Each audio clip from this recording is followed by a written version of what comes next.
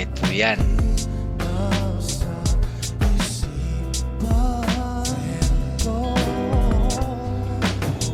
Tukman ang kaboys ni Jay Durias ng South Border at di ko lang alam kung yun pa din ang pangalan ng banda nila. Sa nakakaalam dyan, baka naman pa-comment naman.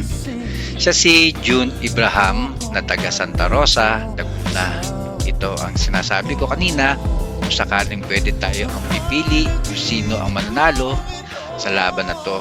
Kasi para sa akin, dalawa sila ang panalo. Dahil silang dalawa ay maganda boses. Yun nga lang, isa lang ang napili.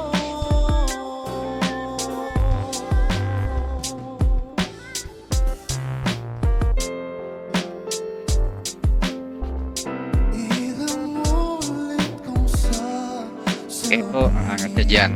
Grabe siya sa kantang ito. Napabilib ako ng gusto sa ginawa niya. Biglang tinig kasi ang boses niya dyan.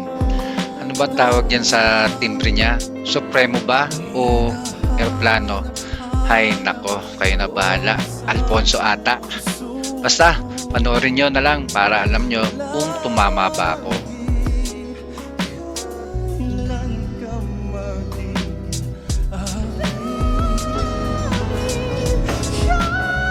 Tama ko, diba? Biglang taas ang boss niya. Kaya aeroplano ang tawag doon, diba?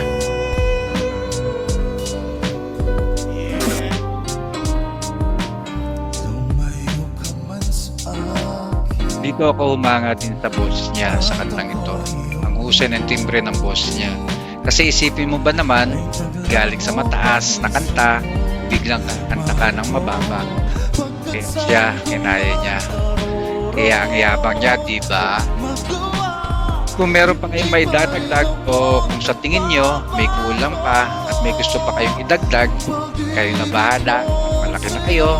Kung anong masasabi nyo, paki-comment naman. Sana kung nagustuhan nyo ang ganitong video, paki-subscribe sa channel ko. At malaking tulong sa aming mga content creator sa bawat click nyo sa like and subscribe. Salamat!